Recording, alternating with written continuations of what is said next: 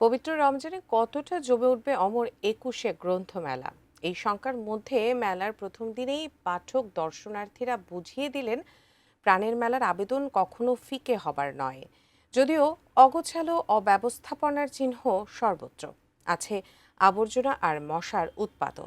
অমর একুশে গ্রন্থমেলার প্রথম দিনের পরিস্থিতি জানিয়েছেন সহকর্মী আরফাত সিদ্দিকী। আপত্তি বর্জন, তারিখ পরিবর্তন কিংবা ত্রয়োদশ জাতীয় সংসদ নির্বাচন, শত বাধা আর অব্যবস্থাপনাতেও বইমেলা শুরু করতে পারাই ছিল একটা বড় চ্যালেঞ্জ। অবশেষে সাধারণের জন্য যখন উন্মুক্ত হলো মেলা প্রাঙ্গণ, তখন বইয়ের স্টলের চাইতে বেশি গোছানো হার্ডওয়্যারের দোকানগুলো।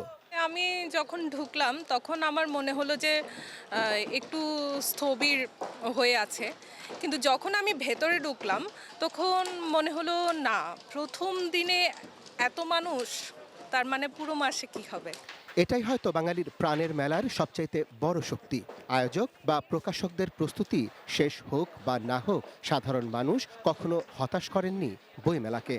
আজকে ভালো লাগছে, প্রথমবার যখন এসেছি তখন ভালোই লাগছে, কিন্তু মনে হচ্ছে সব স্টলগুলো বসলে হয়তো আরো ভালো লাগতো। একটা আনন্দের জায়গা হিসেবে দেখতেছি আমরা, যে এখানে আসতে পারতেছি, খোলা আকাশের নিচে ঘুরতে পারতেছি। রেগুলার বেসিসে তো বই পড়ি, তাই আমার বইমেলা সবসময় একটা আগ্রহ থাকে।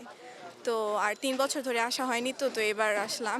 ঈদের একটা বাজেট, আবার বই কেনারও একটা বাজেট, একসাথে দুই বাজেটে একটু কিছুটা সাংঘর্ষিক হলেও প্রত্যাশা করব যারা বই প্রেমী তারা ঠিকই চলে আসবে।